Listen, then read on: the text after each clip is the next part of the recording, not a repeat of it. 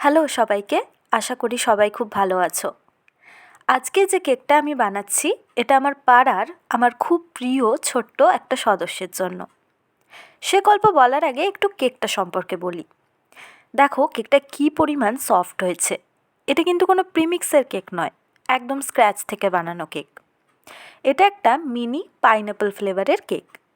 আমি এখানে ওয়াটার সোকিংয়ের জন্য জলের মধ্যে পাইনঅ্যাপল যে ক্রাশটা আছে ওটা দিয়ে ভালো করে মিশিয়ে নিচ্ছি।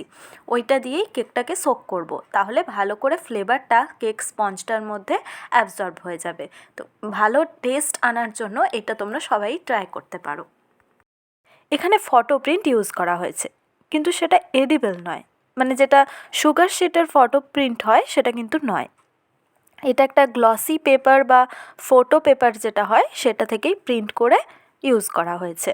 খুব বেশি দাম পড়ে না, সুগার শিটের থেকে অনেকটা কম, কিন্তু এটাই যে খাওয়া যায় না। ভিডিওটা শেষ পর্যন্ত দেখো, তাহলেই বুঝতে পারবে যে আমি কিভাবে ডেকোরেশনটা করেছি আর কি ফটো পেপার ইউজ করেছি। আচ্ছা, এবার যেটা বলছিলাম, যে যার জন্য কেকটা বানানো তার সাথে আমাদের পরিচয় হয় ঠিক 1 বছর আগে, যখন সে এতটাই ছোট যে তাকে কোলে নিতেও ভয় পেতাম। তারপর তার একটু একটু করে বাড়তে থাকা চোখের সামনে। বহু বাচ্চাই আমরা দেখে থাকি আশেপাশে পরিবারে, কিন্তু এই প্রথম আমি কাউকে একদম জন্মের পর থেকে বেড়ে উঠতে দেখলাম। দিনের প্রায় অর্ধেক সময় ঘুমিয়ে থাকা থেকে শুরু করে আস্তে আস্তে সবার কোলে কোলে ঘুরে বেড়ানো। তারপর হঠাৎই দেখলাম কোনো সাপোর্ট ছাড়াই একদিন বসে পড়ল। তারপর হামাগুড়ি, আর সাথে নতুন নতুন প্রতিদিনকার দুষ্টুমি। তারই আজ প্রথম জন্মদিন, আর কেকের দায়িত্ব পড়েছিল আমার ওপর। তাই এই বস বেবি থিম ছাড়া এই দুষ্টু বাচ্চার জন্য আর কিছু মাথায় এলো না। খুব বড় সেলিব্রেশন কিছু হয়নি, খুব ছোট্ট একটা 5-6 জনের একটা গেট টুগেদার। আর সেখানে অর্ধেক মানুষ ক্রিম কেক পছন্দ করে না, তাই কী করার, বাকিদের জন্য বানিয়েছিলাম অরেঞ্জ নাট কেক, যেটা ছবি আমি ভিডিও শেষে দিয়ে দেবো। আর বানানো হয়েছিল এই মিনি বস বেবি কেকটা। এখানে আমি কেকটাকে ভালো করে ক্রাম কোটিং করে নিয়েছি এবং এরপর সেট করে নিয়েছি ফ্রিজে কিছুক্ষণ।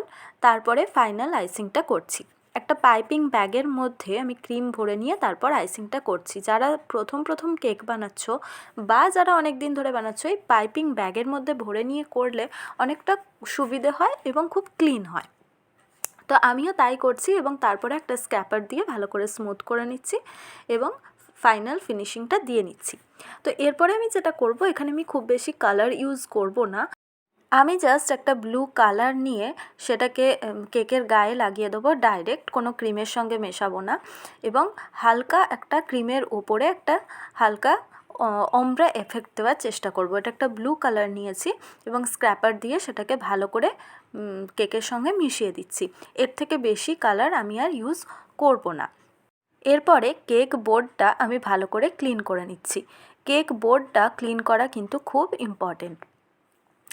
এরপরে আমি যে ফটো প্রিন্টটা বার করেছিলাম সেটা আমি ভালো করে সাইজ মতো কেটে নিয়েছি, যেটা যেমন করে কাট আউট কাটে সেইভাবেই আমি কেটে নিয়েছি। এই যে বস বেবি যে লেখাটা সেটা আমি আলাদা করে নিয়েছি, আর যে বস বেবির যে ক্যারেক্টারটা সেটাকে আমি আলাদা করে নিয়েছি। সেটাকে আমি উপরে বসিয়েছি একটা স্ট্র বা কিছু দিয়ে ওটাকে অ্যাটাচ করে কেকের ওপর বসিয়ে দিয়েছি এবং বস বেবিটা আমি সাইডে নিচে লাগিয়ে দিচ্ছি, তোমরা যেমন দেখতে পাচ্ছ কেকটা।